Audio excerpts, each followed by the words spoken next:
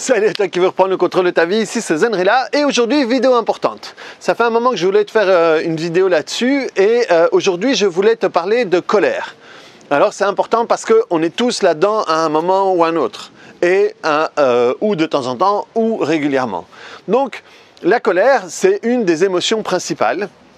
Et donc, mon but dans cette vidéo ne sera absolument pas de dire qu'il ne faut pas se mettre en colère et que la colère, c'est pas bon. La colère, ça peut être sain. Le problème n'est pas se mettre en colère, le problème est rester en colère. Donc, tu vas voir que tout ce que je vais dire par la suite, ça va être cadré par rapport à rester en colère et ne pas se mettre en colère une fois de temps en temps quand c'est nécessaire, quand c'est sain ou pas. Ok? Donc, c'est vraiment le fait de rester dedans. C'est pareil pour tout, hein. La tristesse, la mélancolie, tout ce que tu veux. Le problème, c'est quand on reste dedans trop longtemps. Et donc, je vais utiliser plusieurs métaphores que j'ai inventées moi ou que j'ai entendues par-ci par-là.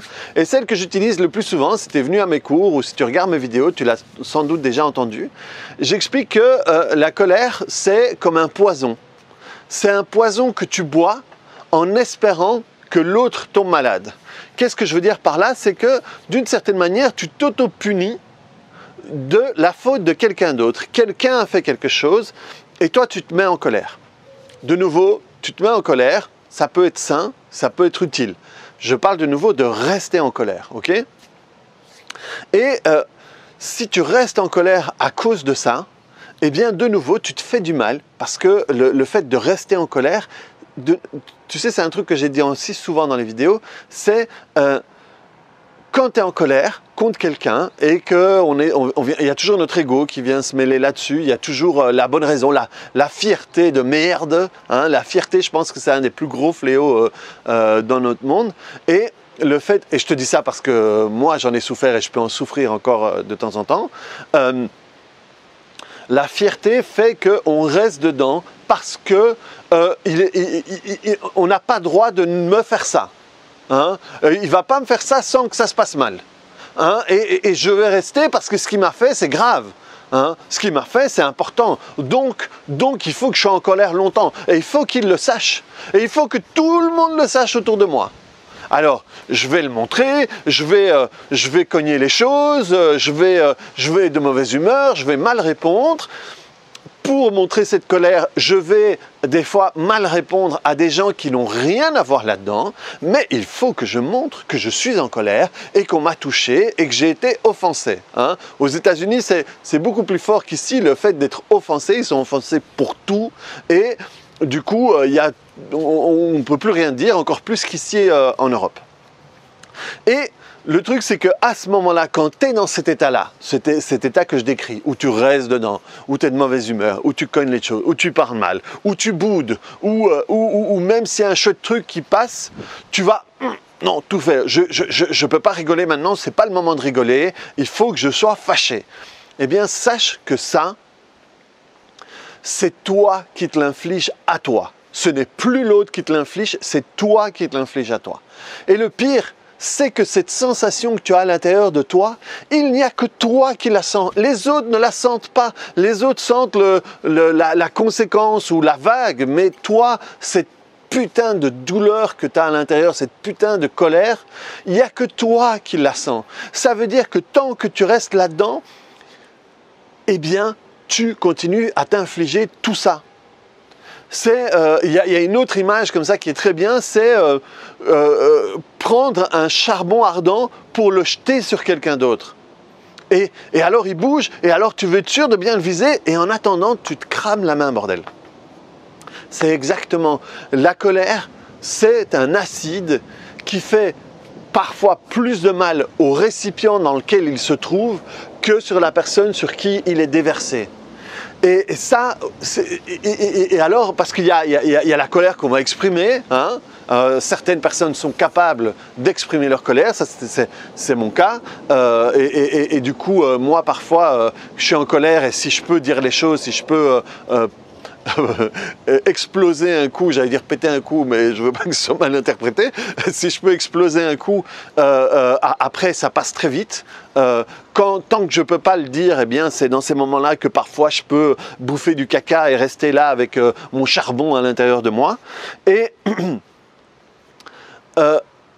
il y a des personnes qui, eux, n'osent pas, ne s'autorisent pas à l'exprimer. Et donc, c'est encore pire, parce qu'elles sont en colère et elles ne le montrent même pas. Donc, elles sont là, occupées à bouffer, à mettre de l'acide sur le charbon ardent qu'ils ont dans le poison à l'intérieur de soi, hein, pour compiler un peu tout ça.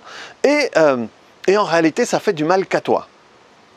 Ensuite, la deuxième chose importante, c'est que quand quelqu'un te met en colère, tu dois savoir une chose, c'est qu'il a le contrôle sur toi. À ce moment-là, c'est lui qui gagne. C'est lui qui est plus fort que toi. De nouveau, dans le cas où tu restes longtemps, tu es en colère, tu te mets en colère, tu te fâches, machin, tu passes à autre chose, très bien. C'est sain, tu t'es respecté peut-être, tu es ci ou ça, très bien. Je ne parle pas de cette partie-là, je parle du fait où tu es en colère. Et encore pire, quand quelqu'un te met en colère, et que ça passe, et que 15 jours après, on te parle de lui, tu le vois, tu l'entends, il te dit quelque chose où il fait allusion à quoi, et pff, tu remontes. À ce moment-là, tu es sa marionnette. Tu es sa marionnette, tu es en sa total contrôle. Alors qu'à ce moment-là, quand on est là-dedans, on se dit non, il y a notre ego, hein, appelons-le comme ça, hein, pour schématiser, notre ego, notre fierté, qui est là, ah oui, mais non, il faut que je réagisse parce que il est hors de question que machin et tout.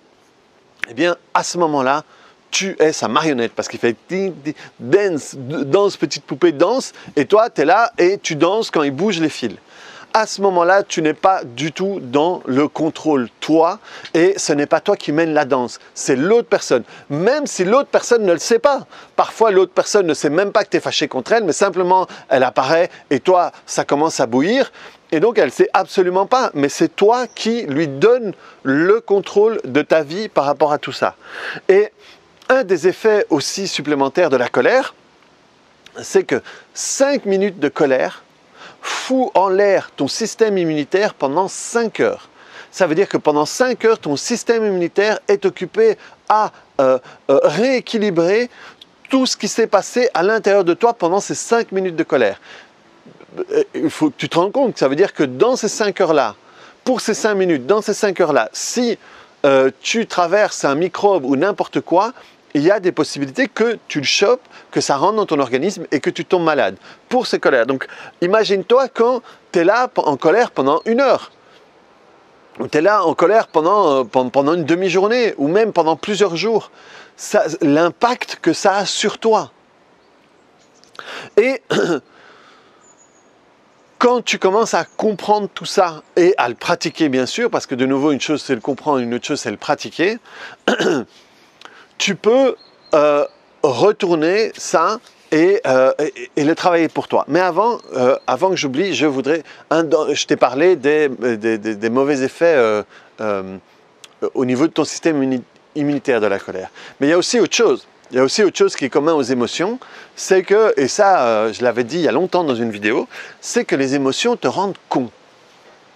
Parce que quand tu es en colère, comme quand tu es triste, quand tu es je sais pas quoi, eh bien, c'est là qu'il peut t'arriver de dire des conneries. C'est là qu'il peut t'arriver de dire des choses, c'est à ce moment-là que la bouche va plus vite que ton mental, quoi. Hein. Et alors c'est là que tu peux dire des conneries, c'est là que tu peux essayer de faire mal à l'autre, que tu peux dire des choses que tu vas regretter, ou regretter parce qu'on va te le faire payer, ou regretter parce que tu ne seras pas content de ce que tu as produit chez l'autre. Et donc tout ça, à ce moment-là, tout ça, c'est un tourbillon dans lequel tu n'arrives plus à avoir le contrôle. Et quand tu comprends tout ça et quand tu commences à l'intégrer, il y a un truc qui commence à être génial, c'est quand tu te rends compte que l'autre a un pouvoir sur toi et que ce qui fait réagir, c'est le pouvoir que tu lui donnes, eh bien tu te rends compte que quand l'autre appuie sur les boutons qui te mettent en colère, si tu le fais intelligemment, eh bien ça va te donner justement les indices de où se trouvent les boutons à l'intérieur de toi. Et si tu les travailles, ça veut dire que ni cette personne-là, ni une autre personne ne pourra utiliser les mêmes boutons pour altérer ton humeur.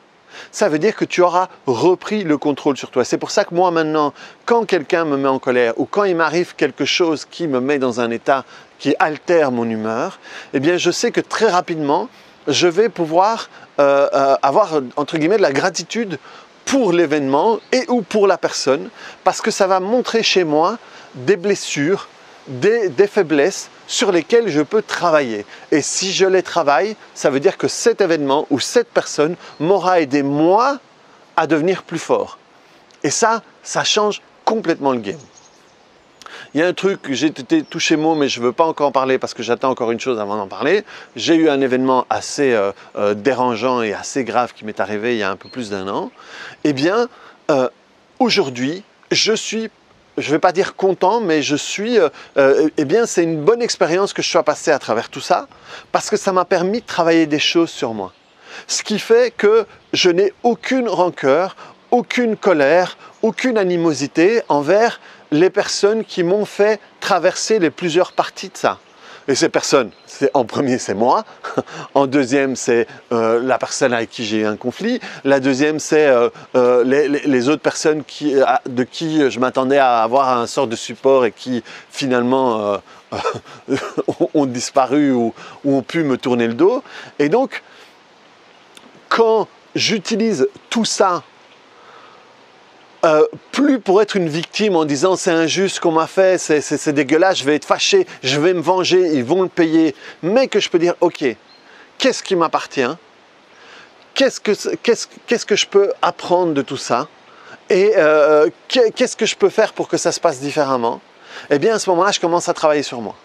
Et en réalité cet événement-là qui aurait pu être quelque chose de très grave et que j'ai connu des gens qui sont passés par là et qui ont utilisé ça parfois pour se détruire, eh bien, tout ça, pour moi, ça m'a rendu plus fort. Ça m'a rendu plus fort, plus confiant en moi, ça m'a permis de travailler des choses que je ne savais pas qui étaient encore actives. Et donc, c'est pouvoir utiliser un événement qui peu ou dans le temps te faisait te sentir dans un état altéré, pour grandir. Et du coup, à ce moment-là, la colère peut t'aider à grandir, peut t'aider à avancer dans la vie, peut t'aider à reprendre le contrôle de ta vie sur certaines choses. Dans le temps, il y avait des choses qui pouvaient me mettre en colère. Aujourd'hui, elles me font rire. Elles me font rire parce que je vois dans l'autre cette manière de se débattre pour essayer de me toucher. Et ça ne me touche plus du tout. Et du coup, ça me fait marrer. Ça me fait marrer et ça fait que j'y reste 30 secondes et après, je passe à autre chose. Alors que moi, comme je te l'ai dit plusieurs fois dans les vidéos, eh bien, quand je m'engueulais 10 minutes avec quelqu'un, pendant 3 jours, je m'engueulais dans ma tête avec lui. Et je vais lui dire ça, et j'aurais dû lui dire ça, et il a osé dire ça, et machin, et tout. Et bouffer de la merde comme ça pendant des heures et des heures et des heures et des heures. Je ne te dis pas que ça m'arrive plus, hein, ce serait des mensonges, ce serait des conneries, mais ça m'arrive beaucoup moins. Et surtout à un moment, je me dis, ok, c'est bon. Qu'est-ce que je peux faire pour passer à autre chose? Qu'est-ce que je peux faire pour arrêter d'infliger ça à ma femme et mon fils qui sont à côté de moi et que moi je suis là occupé à bouffer du caca? Et donc, de nouveau, tu peux utiliser ça pour grandir, pour aller de l'avant et pour te libérer de certaines choses. Donc, le fait de rester en colère, ça ne fait du mal qu'à toi. Il va y avoir des dommages collatéraux après, effectivement, mais dans un premier temps, c'est à toi que tu fais du mal. Et au lieu de croire que tu te respectes ou tu te fais respecter en restant là-dedans, eh bien, sache que tu te fais du mal plutôt que de te faire respecter. Te faire respecter, c'est pas rester là-dedans pendant des semaines, des années. Comme je l'ai dit dans une autre vidéo quand j'étais à Saint-Sébastien, les personnes qui ne sont plus avec leur conjoint ou ont eu des divorces ou des choses comme ça, et 10, 15, 20 ans après, sont encore occupés à bouffer de la merde par rapport à des choses que ces gens-là ont fait. Ce n'est plus eux qui le font sur vous, c'est vous qui vous infligez ça à vous, et ça ne vous apporte rien, ça ne t'apporte rien de rester dedans, sauf être une victime. Sauf être un récipient où il y a un acide qui te consume dedans. Tu n'es pas dans la sagesse, dans la grandeur, dans ci, dans ça. Non, tu es dans la victimisation. Que ça te plaise ou non, tu es dans la victimisation et tu bouffes de la merde pour quelqu'un qui ne pense même plus à t'en faire bouffer peut-être. Et même s'il pensait encore à t'en faire bouffer, tu es en train de lui accorder inconsciemment ce plaisir-là.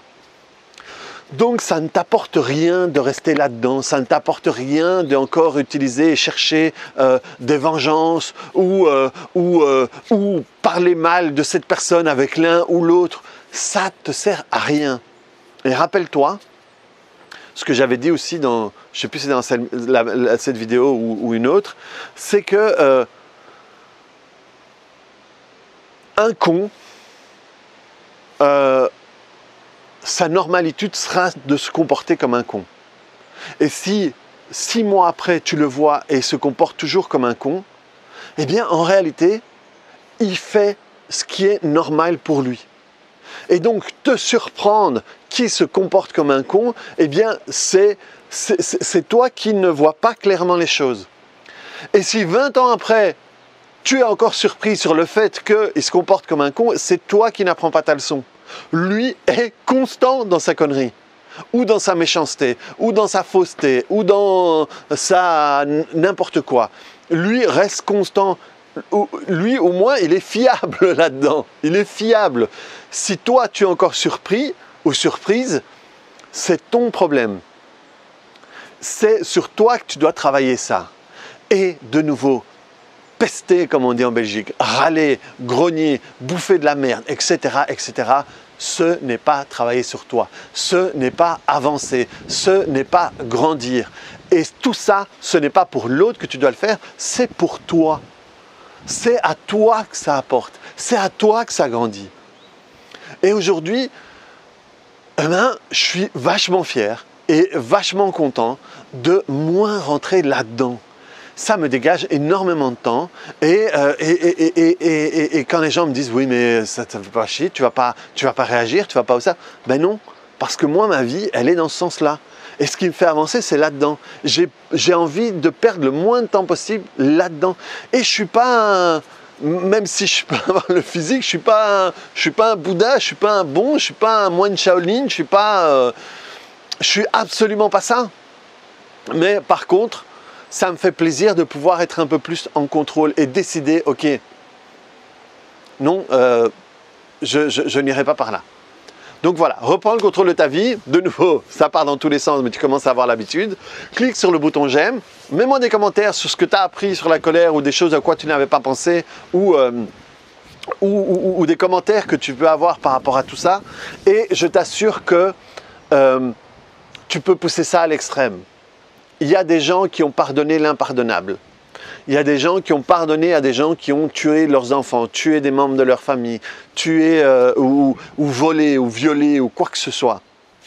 Et en réalité, ce n'est pas à eux qu'ils ont pardonné. Ce n'est pas à la personne qui l'a fait.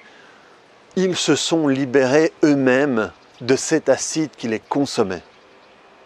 Donc arrête de croire que si tu pardonnes, si tu lâches, c'est à l'autre que ça va faire plaisir. Fais-le pour toi.